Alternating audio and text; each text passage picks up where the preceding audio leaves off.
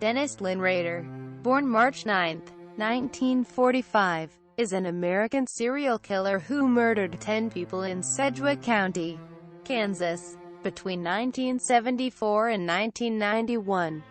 He is also known as the BTK Killer or the BTK Strangler. BTK stands for bind, torture, kill, which was his infamous signature.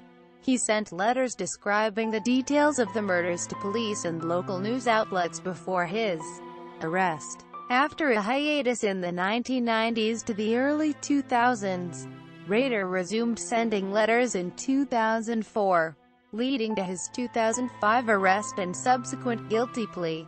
He is currently serving 10 consecutive life sentences at Dorado Correctional Facility in Kansas. Early life and career. Dennis Rader is the oldest of 4 sons born to Dorothea May Rader, née Cook, and William Elvin Rader. Rader spent 1966 to 1970 in the United States Air Force. Rader attended Butler County Community College in El Dorado, earning an associate degree in electronics in 1973. He then enrolled at Wichita State University and graduated in 1979 with a bachelor's in administration of justice. Rader worked as an assembler for the Coleman Company, an outdoor supply company. He worked at the Wichita-based office of ADT Security Services, a home security company, from 1974 to 1988, where he installed security alarms as a part of his job, in many cases for clients concerned about the BTK killings. On March 2, 2005, the Park City Council terminated Rader's employment for failure to report to work or to call in. He had been arrested for the murders 5 days earlier. Rader was a member of Christ Lutheran Church and had been elected president of the church council. Crimes. Victims. All of Rader's known crimes occurred in Kansas.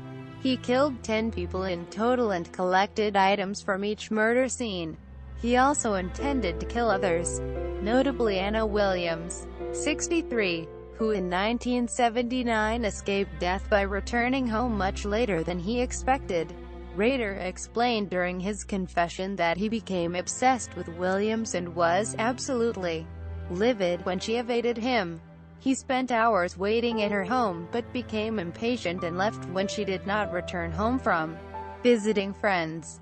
Rader admitted in his interrogation that he had been planning to kill again. He had set a date, October 2004, and was stalking his intended victim. With the exception of Hedge and Davis, all victims' bodies were found on the date of death at the location of death. Hedge was found 8 days later on May 5, 1985 at East 53rd Street North between North Webb Road and North Greenwich Road in Wichita. Davis was found 13 days later on February 1, 1991 at West 117th Street North and North Meridian Street in Sedgwick. Case history. Rader was particularly known for sending taunting letters to police and newspapers. In 1988, after the murders of 3 members of the Fager family in Wichita, a letter was received from someone claiming to be the BTK Killer where he denied being the perpetrator of this crime. He credited the killer having done admirable work. It was not proven until 2005 that this letter was in fact written by Rader, and he is not considered by police to have committed this crime. By 2004, the investigation of the BTK Killer was cold. Then, Rader began a series of 11 communications to the local media that led directly to his arrest in February 2005. In March 2004, the Wichita Eagle received a letter from someone using the return address Bill Thomas Kilman. The author of the letter claimed that he had murdered Vicki Wegerle on September 16, 1986, and enclosed photographs of the crime scene and a photocopy of her driver's license, which had been stolen at the time of the crime. In May 2004, a letter with chapter headings for the BTK story fake IDs and a word puzzle were received by television station Cake in Wichita. In December 2004, Wichita police received another package from the BTK Killer. In January 2005, Rader attempted to leave a cereal box in the bed of a pickup truck at a Home Depot in Wichita, but the box was discarded by the truck's owner. It was later retrieved from the trash after Rader asked what had become of it in a later message. Surveillance tape of the parking lot from that date revealed a distant figure driving a black Jeep Cherokee leaving the box in the pickup. In February, more postcards were sent to Cake, and another cereal box left at a rural location was found to contain another bound doll, apparently meant to symbolize the murder of 11-year-old Josephine Otero. In his letters to police, Rader asked if his writings, if put on a floppy disk, could be traced or not. The police answered his question in a newspaper ad posted in the Wichita Eagle saying it would be safe to use the disk. On February 16, 2005, Rader sent a purple 144-megabyte Memorex floppy disk to Fox TV affiliate KSAS-TV in Wichita. Police found metadata embedded in a deleted Microsoft Word document that was, unbeknownst to Rader, on the floppy disk. The police had strong circumstantial evidence against Rader, but they needed more direct evidence to detain him. Arrest. Rader was arrested while driving near his home in Park City shortly after noon on February 25, 2005. Legal proceedings. On February 28, 2005, Rader was charged with 10 counts of first-degree murder. On March 1, Rader's bail was set at $10 million, and a public defender was appointed to represent him.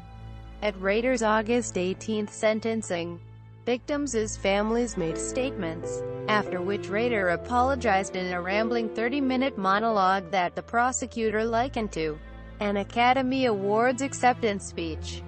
According to witnesses, Rader talked about innocuous topics such as the weather during the 40-minute drive to El Dorado, but began to cry when the victims' families' statements from the court proceedings came on the radio.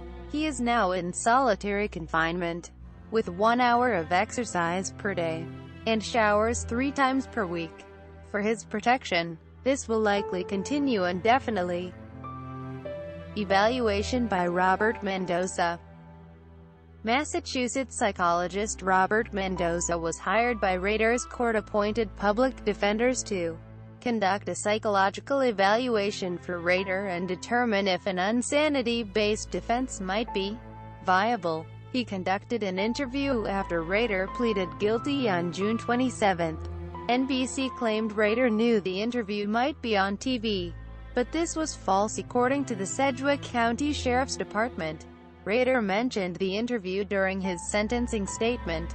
On October 25, 2005, the Kansas Attorney General filed a petition to sue Mendoza and Taylor Waters, co-owners of Cambridge Forensic Consultants, LLC, for breach of contract, claiming that they intended to benefit financially from the use of information obtained through involvement in Rader's defense. On May 10, 2007, Mendoza settled the case for $30,000 with no admission of wrongdoing.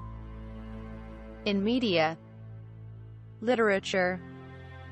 The writer Stephen King says his novella A Good Marriage, and the film based on it, was inspired by the BTK Killer. The novelist Thomas Harris has said that the character of Francis Dolarhyde from the novel Red Dragon is partially based on Rader.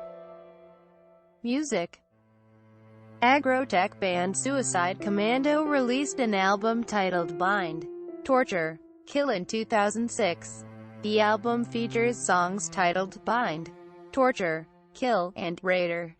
Brutal death metal band Suffocation released a track titled Bind, Torture, Kill on their 2006 self-titled album, containing lyrics written from the point of view of Dennis Rader about his motivations for and feelings about committing murder. This track was featured in a 2007 promotional video by the History Channel for their documentary, The Dark Ages. Progressive rock musician Steven Wilson's track, Rader 2, on his 2011 album Grace for Drowning is based on the murders committed by Rader. Doom metal band Church of Misery released a track in 2013 called BTK about Rader on their album, Thy Kingdom Scum. Thrash metal band Exodus released a track on their 2014 album, Blood In, Blood Out called BTK, which is based on the murders performed by Rader. The track also featured Testament vocalist Chuck Billy.